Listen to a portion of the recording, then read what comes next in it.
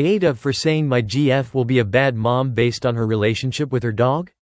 I, 27M, want to start this by saying my GF, 25F, is one of those people who dresses her dog up in tiny outfits and walks it in a baby's stroller.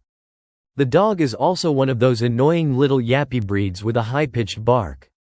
Throughout the relationship she has always called the dog her baby, and she tells me how perfect she thinks the dog is. For context, I also have a dog who I love very much. He's pretty old and he sleeps on a mat in my room.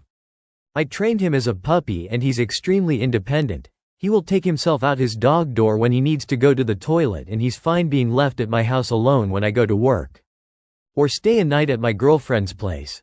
He doesn't bark and he knows where he stands in relation to me. In contrast, my GF sleeps with her dog every night in the bed. It is always in the room with us, even when we have sex. It will growl at me when I get close to her, and it yelps periodically throughout the night for her to let it out into the backyard to use the toilet, which wakes me up too. It also has a bad habit of pooing or pissing on the floor of her ensuite, and at night I have stepped in its crap when using the bathroom.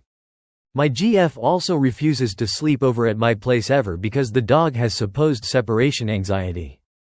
2 days ago, while we were out walking her dog, it started growling at a little girl walking past, and she just picked the dog up and gave it a kiss and said softly, "That's very naughty."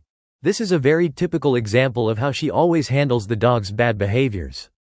I explained to her that anytime she does this she's actually just reinforcing the dog's terrible behaviors, and this really pissed her off. She called me an and said her dog doesn't have bad behaviors. At this point I snapped and said that if she is so willfully blind to how badly behaved her dog is, she will be a bad mother one day, as she will not know how to discipline her kids. She started crying and said she would be a great mother and there's nothing wrong with her dog. She hasn't talked to me since. Aita?